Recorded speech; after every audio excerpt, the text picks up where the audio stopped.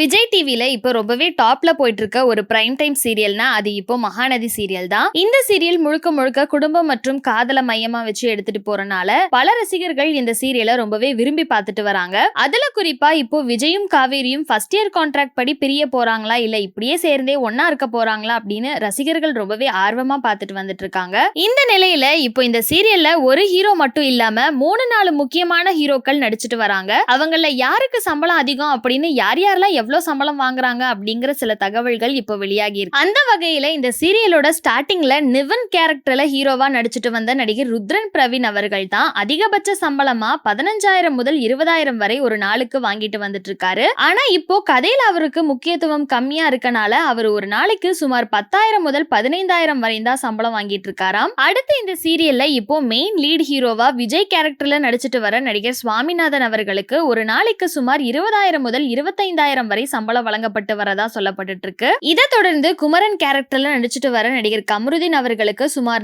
ஒரு நாளைக்கு 10,000 ரூபாயும், அஜய் கேரக்டர்ல நடிச்சிட்டு வர பாஸ்கர் அவர்களுக்கு ஒரு நாளைக்கு 8,000 வரை சம்பளமா வாங்கிட்டு வந்துட்டு இருக்காங்களாம். இதை வச்சு பார்க்கும்போது இப்போதைக்கு மகாநதி சீரியல்ல அதிகமா சம்பளம் நடிகர் சுவாமிநாதன் அவர்களுக்கு தான் கொடுக்கப்பட்டு வந்துட்டு இருக்குன்னு தான் நம்ம சொல்லியே ஆகணும். சோ இந்த வீடியோவை பார்த்துட்டு இருக்க நீங்க மகாநதி சீரியலோட ஹீரோக்கள் சம்பளம் பத்தி நீங்க என்ன நினைக்கிறீங்க அப்படிங்கிற உங்களோட கருத்துக்களை கீழே உள்ள கமெண்ட் செக்ஷன்ல மறக்காம ஷேர் பண்ணிக்கோங்க. மேலும் இது போன்ற இன்ட்ரெஸ்டிங்கான அப்டேட்ஸ் தெரிஞ்சுக்க நம்மளோட சேனலை மறக்காம சப்ஸ்கிரைப் பண்ணிக்கோங்க.